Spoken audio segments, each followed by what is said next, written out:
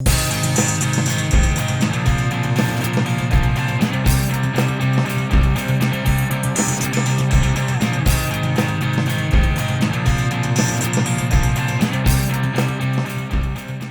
I'm Mike Micalizzi, the Director of Technical Services here at Custom Building Products.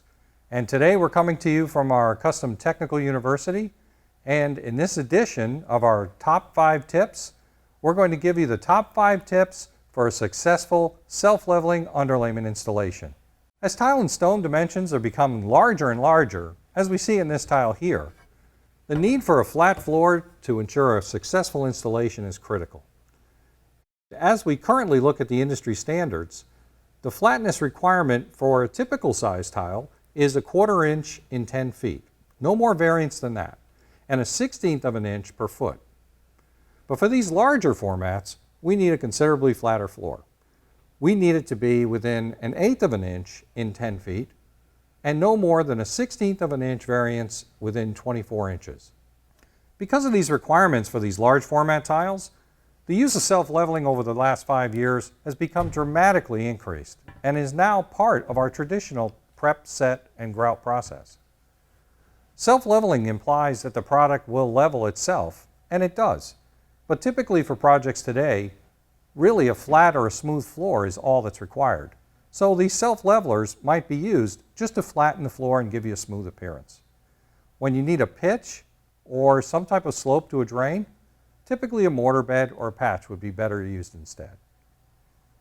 To help you with your project for self-leveling underlayment, we're going to provide you the top 5 tips. Tip number 1, preparation is key. Make sure that your surface is sound, clean, and stable before you install any underlayment. High moisture vapor emissions are usually not acceptable with most levelers. So if moisture mitigation treatment is required, assure that you do that before you install your leveler. If you're going to install a waterproof membrane in your system, note that most waterproofing membranes are soft and they should be only installed above the self-leveling underlayment. Most concrete requires some type of preparation. Mechanical preparation through shot blasting is usually the best method as it gives you the right profile to apply your leveler and your primers over the surface. Whichever method you determine to use, make sure that you use the proper protective equipment. Tip number 2, choose the right primer.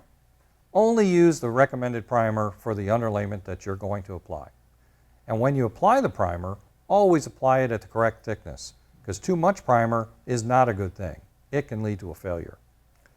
Primers also help hold water in the mixture. This helps improve the flow of the leveler, as well as final curing and strengths. And when the primer is finally applied over the surface, make sure that you apply your leveler within the recommended time frame. Tip number 3, measure your water accurately. Too little water in a leveler won't allow it to actually flow or level properly. On the other hand, too much water can cause you a number of other problems. First off, you'll see all of the aggregate will sink to the bottom, and all of your organics in your material will start rising to the surface. What this causes is you have a very weak leveler with all of the components not properly mixed. You'll have a weak and powdery surface, and you can also have a number of issues with shrinkage and final compressive strength. Tip number 4, make sure you have sufficient manpower on your project. Based on your technique of leveling, whether you're going to barrel mix or you're going to pump the product, you want to have enough bodies on the project in order to mix, pour, place, and smooth the product within the recommended time frames. You only have a certain amount of time to get it right. So how much manpower is needed? Well, for projects with 50 bags or more, you're going to need 4 applicators. You'll need 1 on the mixer, 2 to carry the product, and another applicator in the field smoothing and placing the product. When you're using a pump, especially for deeper pours, make sure you have enough people on the mixer feeding that mixer to keep that product moving along.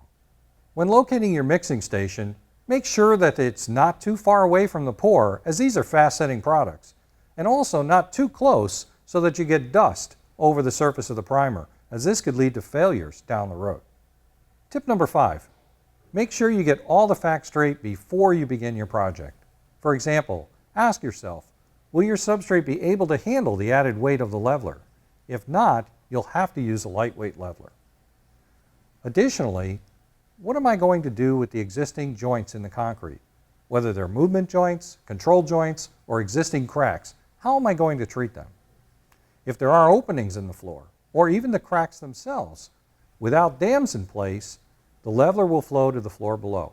All of this has to be considered before you start applying your product. Other issues to be very concerned about are what will be the temperature when you apply your leveler? Will it be hot? Will it be cold? Will it be a controlled environment? Will you have direct sunlight? Or will there be some type of airflow that will come across your leveler as you place it? All of these factors are very important to consider, as some could really adversely affect the strength and the appearance of the leveler overall. Another factor to consider is, how much area am I going to cover? Will I have enough product in order to keep the barrels moving? If you have any questions at all, consult the Custom Building Products Material Calculator reference in order to get the correct amount of material for your project. As you consider these top 5 tips, remember that all self-leveling products are not designed equally, so they're going to be different in the way that they're used and applied. So consult the technical data sheets, read the instructions carefully before you begin. So thank you for tuning in to this edition of Custom's Top 5 Tips, and we hope and wish for you to have a successful self-leveling underlayment installation. We'll see you soon.